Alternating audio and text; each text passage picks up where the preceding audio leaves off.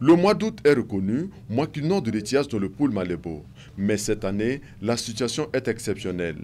L'étiage prend les allures d'une sécheresse. Les eaux ont commencé à baisser depuis le mois de février jusqu'à ce jour. Depuis le début du mois d'août, l'eau baisse en moyenne de 3 à 4 cm par jour. Mais depuis jeudi, la tendance est à la stabilité.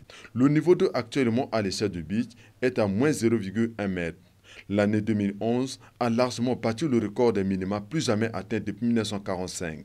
Au niveau de l'échelle millimétrique que nous lisons tous les jours, le niveau d'eau a considérablement baissé. La baisse actuellement a atteint un niveau record.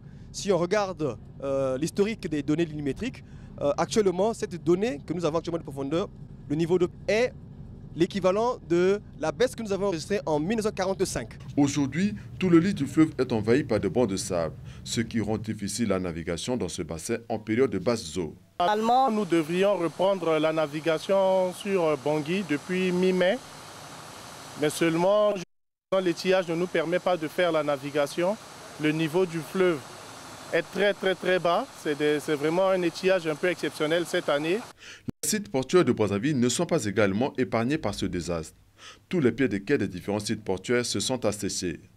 Au beach VIP de Brazzaville, depuis 5 mois, il n'y a plus une seule goutte d'eau, laissant ainsi place à un vaste banc de sable qui se dirige progressivement vers la ville voisine de Kinshasa en RDC. Toutes les installations d'accostage sont mises à sec. Le pôle Malébo vit aujourd'hui un étiage sans précédent. Au quai de l'ex-ATC, des poussières et barges, en état de navigabilité ou pas, sont également mises à sec à cause de l'ensablement.